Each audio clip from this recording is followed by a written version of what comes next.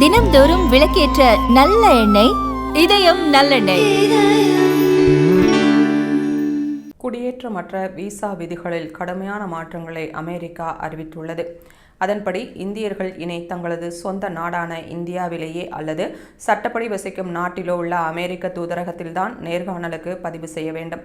Corona பெருந்தொற்றுக்கு பிறகு இந்தியாவில் விசா நேர்காணலுக்கான காத்திருப்பு காலம் 3 ஆண்டுகள் வரை நீண்டதால் பலர் தாய்லாந்து, சிங்கப்பூர், ஜெர்மனி போன்ற நாடுகளுக்கு சென்று அங்குள்ள அமெரிக்க தூதரகங்களில் எளிதாக நேர்காணல் தேதிகளை பெற்றனர். குறிப்பாக வர்த்தக மற்றும் சுற்றுலா விசாக்களுக்கு பேங்காக், பிராங்க்போர்ட் நகரங்கள் முக்கியமாக இருந்தன. தற்காலிக பணியாளர் விசாக்களுக்கு பிரேசில் மற்றும் தாய்லாந்து நகரங்கள் அதிகமாக பயன்படுத்தப்பட்டன. ஆனால் புதிய உத்தரவால் வெளிநாடுகளில் நேர்காணலை பதிவு செய்யும் நடைமுறை நிறுத்தப்பட்டுள்ளது. இதனால் அவசரமாக அமெரிக்கா செல்ல வேண்டிய இந்தியர்கள் கடுமையாக பாதிக்கப்படுவர் என எதிர்பார்க்கப்படுகிறது. தற்போதைய நிலவரப்படி சுற்றுலா மற்றும் வர்த்தக விசா நேர்காணலுக்கான காத்திருப்பு காலம் சென்னையில் 9 மாதங்களாகவும் மற்ற நகரங்களில் 3 முதல் 5 மாதங்களாகவும் உள்ளது.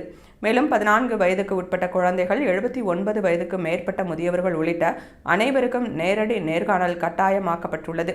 புதிய விதிகள் உடனடியாக அமலுக்கு வந்துள்ளதால் இந்திய பயணிகளுக்கு பெரும் சவாலாக மாறியுள்ளது.